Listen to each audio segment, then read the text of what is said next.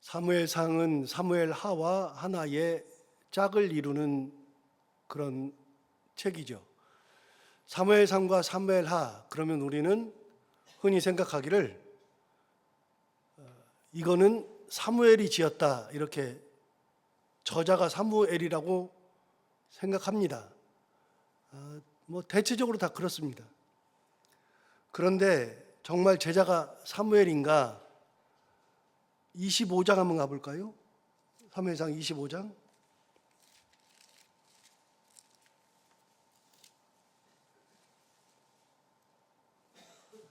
25장에 가서 보시면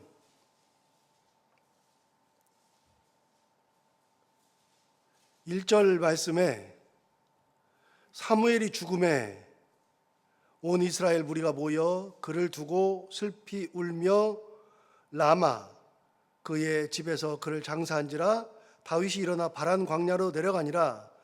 사무엘이 언제 죽었느냐? 25장에서 죽습니다. 사무엘은 사무엘상과 사무엘하로 이어졌는데 사무엘상이 31장까지입니다. 25장에서 죽고 31장까지 남아 있습니다. 거기다가 사무엘하도 있습니다. 그렇기 때문에 사무엘은 사무엘상 25장에서 죽기 때문에 사무엘상 하의 저자는 사무엘이다, 그렇게 생각하면은 말도 안 됩니다. 옛날에 그렇게 생각했던 적이 있습니다.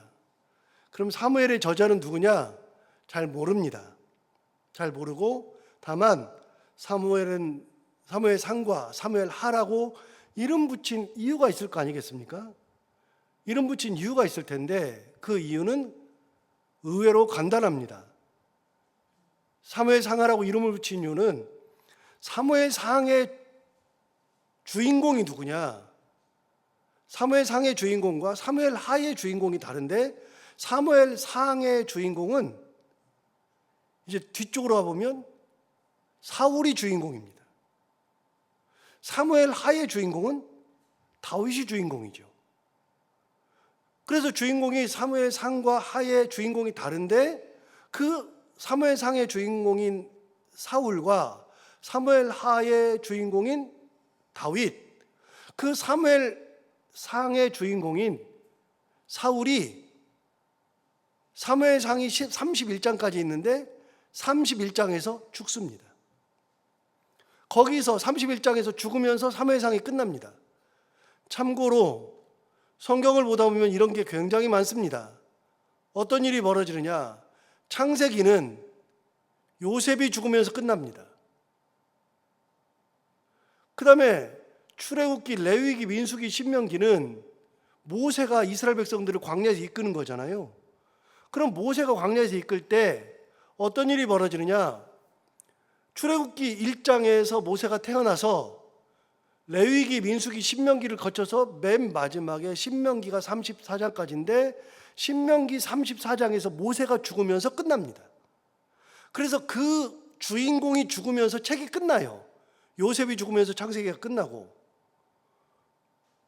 모세가 죽으면서 신명기까지 다 끝나고 여호수아의 주인공은 누굽니까?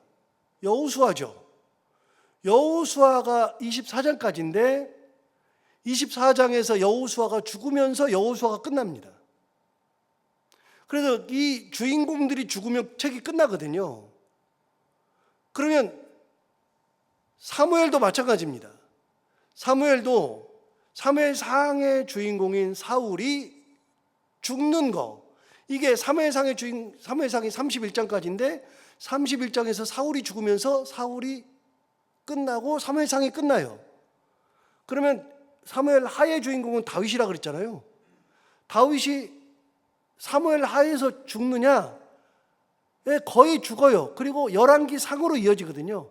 열왕기 상에 이어지면서 열왕기 상에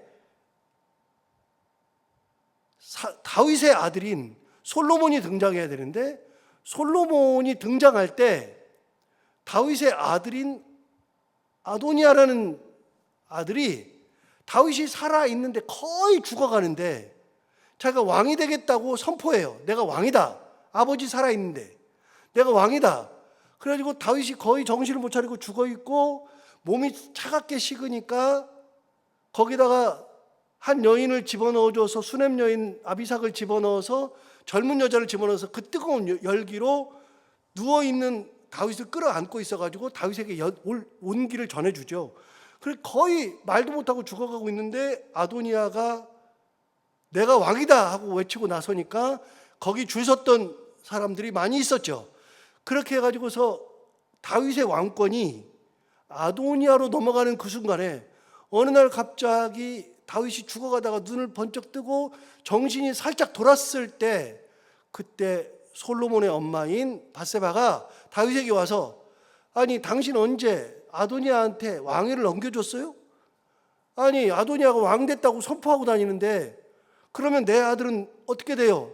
그러니까 그때 정신을 번쩍 차린 다윗이 마지막에 유언을 하면서 왕위를 솔로몬에게 넘겨줍니다. 그래서 솔로몬이 왕이 되고 아도니아는 그 이후에 죽고, 아도니아를 따라갔던 사람들이 몇이 있습니다. 그들은 솔로몬 손에 다 죽습니다. 그래서 다윗이 사무엘 하에서 죽지 않고 솔로몬이 바로 왕위 계승이 안 되고 아도니아 때문에 솔로몬이 왕이 못 될 처지에 있었는데 그거를 정리하고서 사무엘상 3장에서 죽습니다.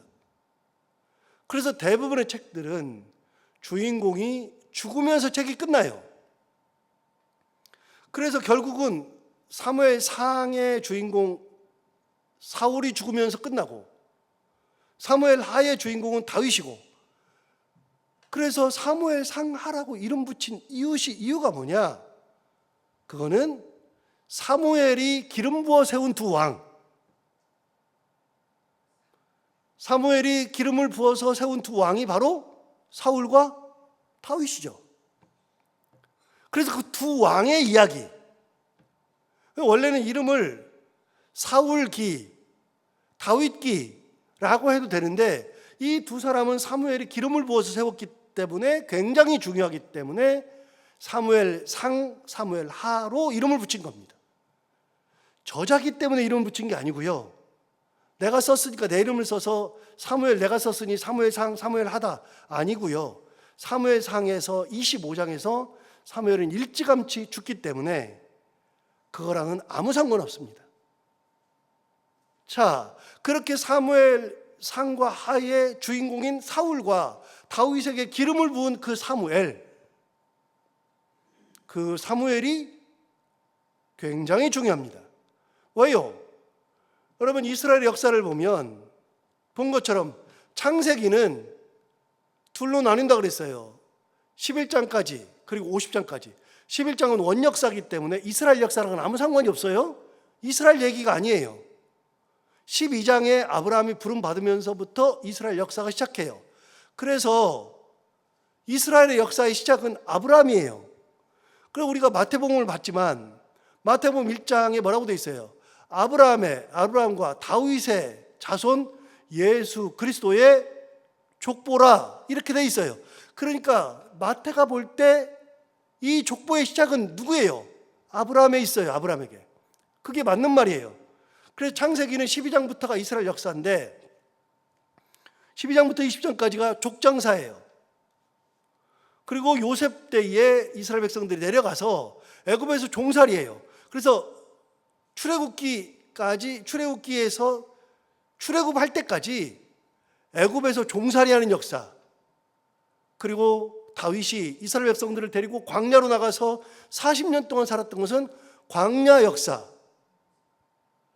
광야 역사를 끝내고 여호수아 때 가나안을 정복하고 가나안 땅을 받으면서 무슨 사? 가나안 정복사. 가나안 정복사가 끝나고 가나안 정복이 다 끝난 다음에 사사기에 들어서면서 이스라엘은 사사들이 통치하는 사사시대가 됩니다. 사사시대가 되었고 사사시대를 끝내고 드디어 사무엘이 왕을 세우죠. 그래서 이스라엘의 왕정사가 시작되는 겁니다. 시대가 바뀌는 겁니다. 완전히 시대가 바뀌는 겁니다. 그래서 사사기에서는 사사기 맨 마지막 장 마지막 절, 이미 한 6개월 됐으니까요. 사사기 맨 마지막 장 마지막 절에 뭐라고 되어 있느냐? 여러분 바로 앞에 룻기는 4장밖에 안 되니까요. 사사기 21장 가보세요. 한 넉 장만 넘기면 되겠어요. 석 장 정도나 넉 장 정도만 넘기면 되겠어요. 앞으로 석 장이나 넉 장. 사사기 21장 맨 마지막 절. 21장 26절에서 25절에서는 뭐라 그랬느냐? 사사기의 마지막 끝이 뭐라고 끝나느냐? 그때에 이스라엘에 뭐가 왔어요? 왕이 없으므로. 사사기를 적으면서 계속 왕이 없어서 이런 일이 벌어진다 그 말이에요. 왕이 없으므로 사람이 각기 자기 소견에 옳은 대로 행하였더라. 이게 어디서 나오느냐? 17장 가보세요. 사사기 17장.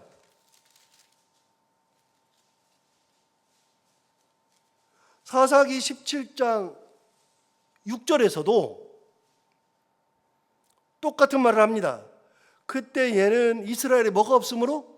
왕이 없었으므로. 그 다음에 사람마다 자기 소견에 옳은 대로 행하였더라. 그러니까 이 사람들이 왕이 없으니 자기 소견에 옳은 대로 막 했다는 거예요. 그래서 사사기는요, 계속 왕이 없으니까 우리나라가 이렇게 어려움을 당해. 왕이 없으니까 이런 일이 일어나는 거야. 왕이 있어야 돼. 왕이 있어야 돼. 그게 사사기예요. 그게. 그래 놓고 드디어 사무엘이 기름을 부어서 왕을 세우는 겁니다. 이게 사무엘 상이죠. 자, 이렇게 알고 사무엘 상을 보면 사무엘 상의 저자는 사무엘이 아니구나. 누군지는 모르지만 사무엘 상은 사무엘이 기름 부은 사울이 중심되는 이야기. 사무엘 하는 사무엘이 기름 부은 다윗이 중심되는 이야기. 그렇게 생각하면 딱 맞습니다. 그렇기 때문에 누구보다도 중요한 사람이 사무엘입니다. 사무엘이 사울에게, 사무엘이 다윗에게 기름을 부었으니까요.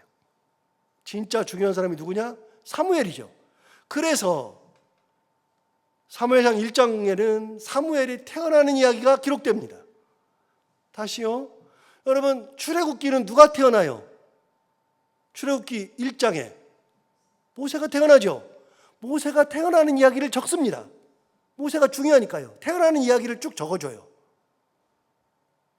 그래서 그 모세가 태어나서 이스라엘 백성들을 이끌고 광야까지 가서 산 이야기, 그 얘기가 출애굽기, 레위기, 민수기, 신명기 다 나오죠. 모세가 태어나죠. 그런 것처럼 사무엘 상하의 주인공인 사울과 다윗에게 기름을 붓는 사무엘이 중요하니까 사무엘이 태어나는 이야기가 자세하게 기록되어 있습니다. 여기서 잠깐, 여러분, 모세 이야기가 자세하게 기록되어 있는데, 그런데 너무 놀랍게 다윗이 태어나는 이야기가 기록됩니까? 안 기록됩니까? 여러분, 다윗이 태어나는 얘기 알아요? 몰라요? 몰라요. 다윗은 태어나는 기사가 없어요. 다윗 말고 사울도 왕이잖아요. 사울이 태어나는 얘기가 있어요? 없어요? 없어요. 없어요. 그런데 태어나는 이야기가, 누군가가 태어나가지고서 중요한 역할을 감당해야 되는 사람, 그 사람의 태어나는 이야기가 정확하게 기록된 것이 누구냐?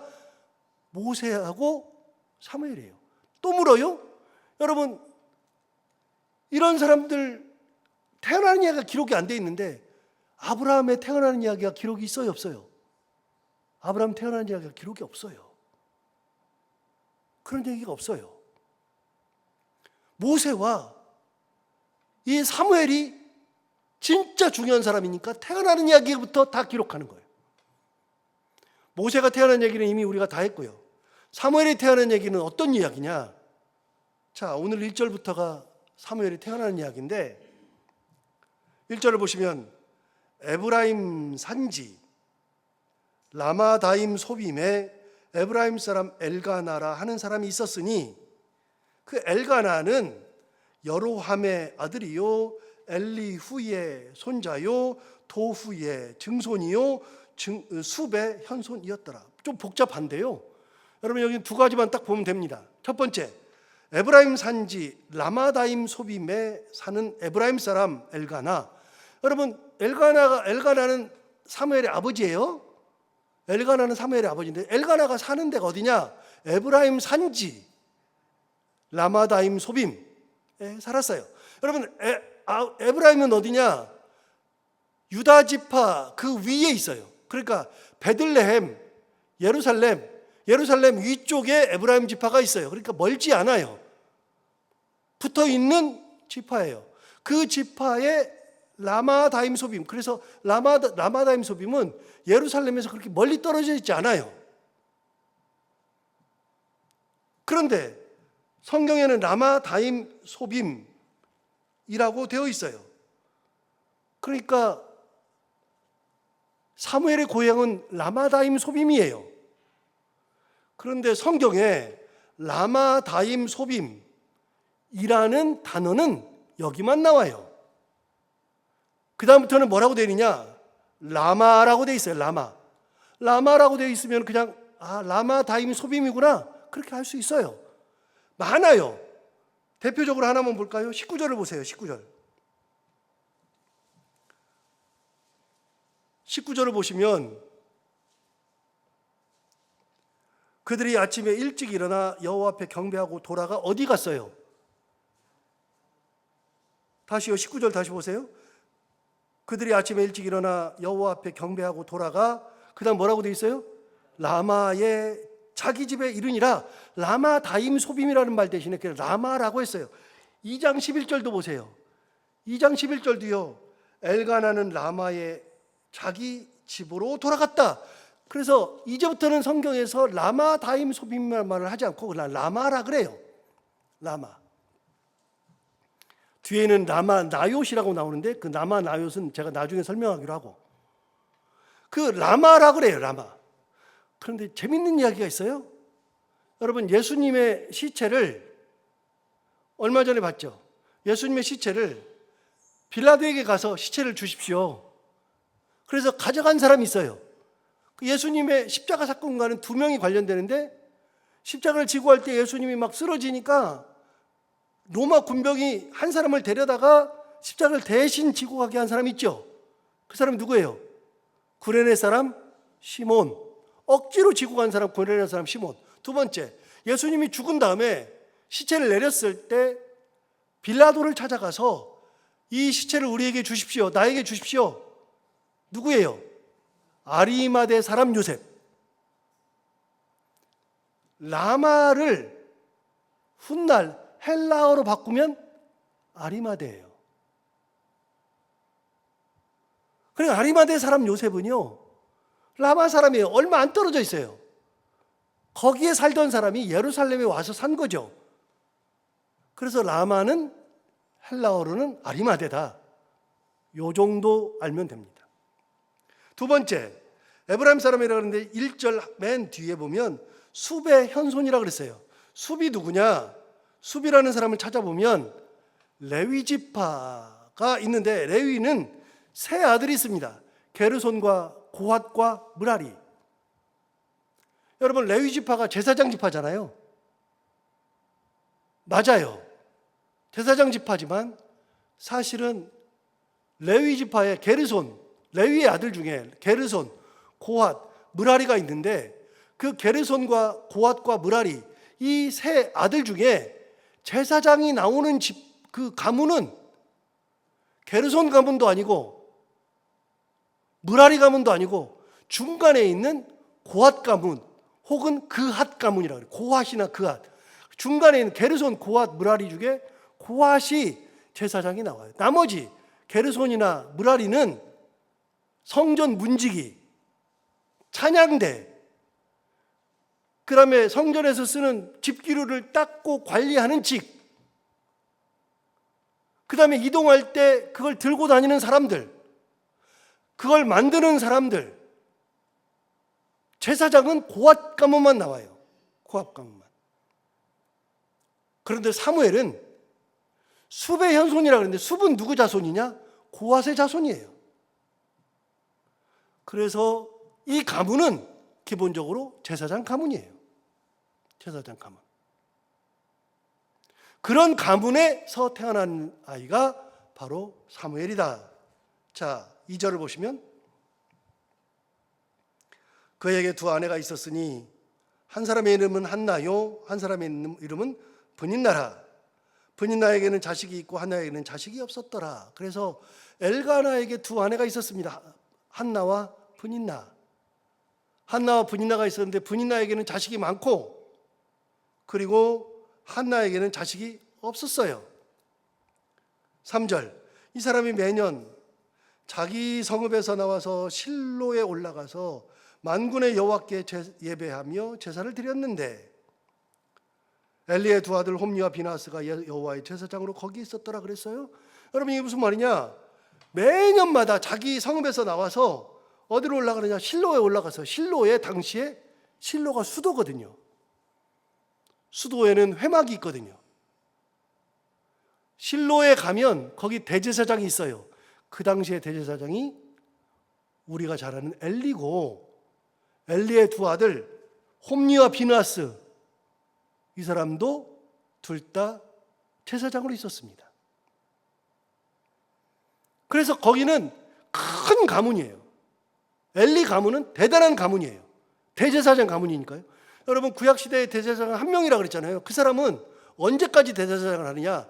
대제사장이 되잖아요. 그러면 3년마다 바꾼다거나 1년이나 2년마다 바꾼다거나 그러지 않고 대제사장으로 딱 임명받는 순간 그 다음부터 어떻게 돼요? 죽을 때까지. 그럼 제사장이 많아요. 그 중에 대제사장 가문이 가장 위대한 가문이죠. 엘리 가문이 그런 가문이에요. 그런데 사무엘은요, 그 아버지 엘가나는요, 에브라임 산지 라마 다임 소빔 어딘지도 몰라요. 여러분 라마 다임 소빔 들어봤어요? 예루살렘은 들어봤죠. 베델도 들어봤죠. 실로도 들어봤죠. 세겜도 들어봤죠. 사마리아도 들어봤죠. 여러분 우리가 이런 걸 베들레헴도 들어보고 헤브론도 들어보고 브엘세바도 다 들어봤는데 라마 다임 소빔이라고 들어봤어요? 못 들어봤어요. 그러니까 저기 촌동네 구석에 거기 제사장이라고요. 사무엘의 가문이 그런 가문이에요. 사무엘이 태어날 때 그런 가문에서 태어난 거예요. 위대한 가문에서 태어난 것이 아니라 그런 가문. 거기서 태어났을 때 엘가나에게 두 부인이 있었는데 한나와 브닌나. 브닌나는 자식이 많고 한나는 자식이 없었죠. 매년마다 올라가서 제사를 드려요. 예배를 드려요. 그때 실로에 올라갈 때마다 엘리를 보고 엘리의 두 아들인 홈리와 비느하스를 만나는 거죠. 대제사장이고 제사장들이니까. 4절 엘가나가 제사를 드리는 날에는 제물의 분깃을 그의 아내 브닌나와 그의 모든 자녀에게 주고, 그래서 제사 드리고 나서 이제 제물의 분깃을 줘요. 그래서 누구한테 먼저 주느냐? 브닌나에게 먼저 주죠. 브닌나와 그의 자식들에게 줬어요. 줬는데 더한 거는 5절 보세요. 5절에는 한나에게는 뭘 줬어요? 갑절을 줬어요. 자식이 많으니까 이쪽을 더 줘야죠. 그런데 엘가나는 브닌나와 그의 자식들에게는 이만큼 주는데 한나에게는 2배로 줘요.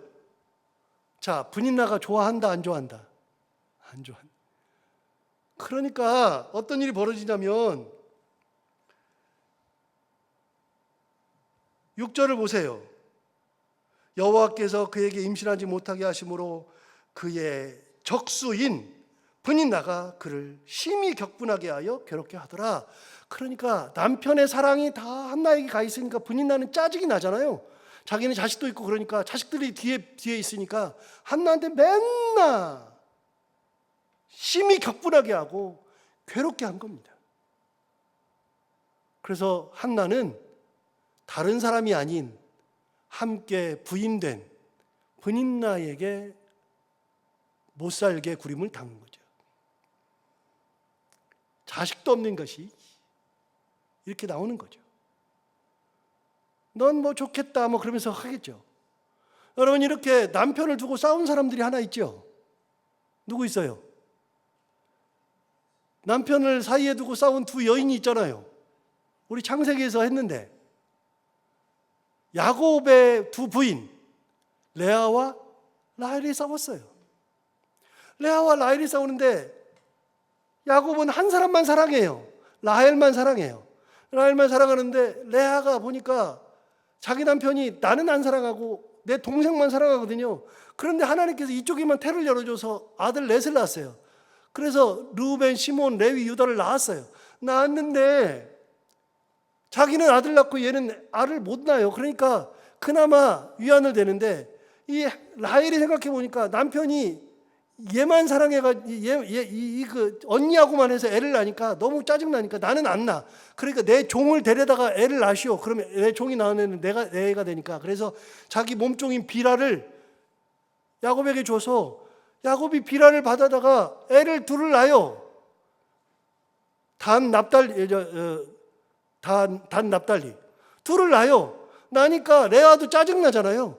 그러니까 내 몸종도 데려가시오. 그래서 실바를 줘요. 실바를 데려다가 또 낳아요. 갓아셀을 낳아요. 그래서 8을 낳아요. 8을 낳는데 라헬은 아직도 애가 없어요. 그런데 하나님께서 또 레아에게 태를 열어줘서 2을 더 낳아요. 이사갈 스불론을 낳아요. 그러니까 10이 낳는데 주로 레아한테만 가죠. 둘이 서로 엄청 싸워요. 그것도 자매지간에. 마지막에 요셉 낳았죠. 라헬이. 그리고 마지막에 죽으면서 베냐민을 낳았죠. 라헬이. 여러분, 자녀지간에도 남편 사랑을 두고 엄청 싸웁니다. 여기 보세요. 분인나가 얼마나 짜증나요. 왜 남편이 한나만 사랑하는데. 그러는데 자기는 자식이 있으니 너무 화가 나니까 맨날 괴롭히는 거예요. 속을 팍팍 긁는 거예요. 사실은 분인나도 괴로웠을 거예요. 자기도 사랑받아야 되는데 그러니까 속이 상한 사람이 다른 사람 속을 상하게 하는 겁니다. 7절 매년 한나가 여호와의 집에 올라갈 때마다 남편이 그같이 하며 분인나가 그를 격분시키므로 그가 울고 먹지 아니하였어요. 매년마다 이러니까 분인나가 얼마나 격분을 시켜요. 그러니까 결국 한나가 울고 먹지도 않아요. 먹지도 않아요. 8절 볼까요? 그의 남편 엘가나가 그에게 이르되 한나여 어찌하며 울며 어찌하여 먹지 아니하며 어찌하여 그대의 마음이 슬프냐. 다시요? 다시 읽어요. 그의 남편 엘가나가 그에게 이르되 한나여 첫 번째 어찌하여 울며 어찌하여 먹지 아니하며 어찌하여 그대의 마음이 슬프냐.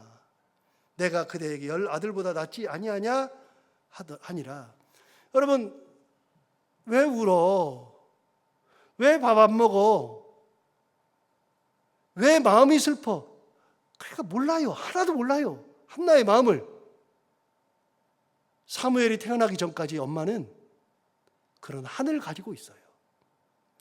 자, 시골 촌동네 아주 그곳에서 그냥 제사장 가문을 이어가는 그런 촌부 아버지, 그 밑에 부인 둘이서 맨날 싸우고 엄마는 그것 때문에 매년 울고 슬퍼하고 밥도 먹지 않고 그런 상황에서 사무엘이 태어나는 거예요.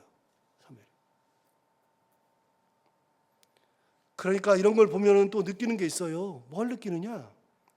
아, 인생이라고 하는 것은 처음에 잘 나가는 것이 중요한 게 아니라 하나님의 은혜를 입는 것이 중요한 거구나. 나중에 사무엘이 하나님의 은혜를 입어서 이스라엘 최고의 제사장이 되는 거죠. 하나님의 뜻대로 살고 하나님의 은혜를 입어서 살면 하나님께서 그 인생을 최고의 인생으로 만들어 주시는구나. 그런 걸 알게 되죠. 오늘 사무엘상 1장 사무엘이 태어나는 장면을 통해서 어떤 상황이 되어도 하나님을 끝까지 의지하는 것이 우리의 삶에서 가장 중요하다고 하는 거 다시 한번 깨닫고 오늘도 하루 가운데 이 말씀을 묵상하면서 은혜 가운데 살아가는 우리가 다 되길 바랍니다. 하나님 아버지 감사합니다. 오늘도 귀한 말씀으로 은혜 주셔서 감사합니다. 사무엘상을 시작합니다. 하나님 사무엘상을 함께 나누는 동안에 큰 은혜를 더하여 주옵시고 순간순간마다 우리가 깨닫지 못하는 거 더 많이 깨닫게 하시고 잘못 알고 있었던 거 고쳐서 잘 알게 하시고 하나님 아버지 우리가 확신 가운데 잘 알았던 거 더 잘 알아서 하나님을 온전히 의지하며 하나님 앞에 영광을 돌리며 살아갈 수 있는 저희들이 다 되게 하여 주옵소서. 하나님 아버지 오늘도 하루를 살아갈 때 이 말씀이 우리 가운데 큰 힘이 되기를 원하며 오늘도 기도하러 나온 사랑하는 성도들 한 분 한 분의 기도를 다 응답해 주시고 해야 되는 것들을 기쁨으로 잘 감당하고 만나는 분들과 함께 웃고 행복한 하루가 되게 하여 주옵소서. 예수님 이름으로 기도하옵나이다.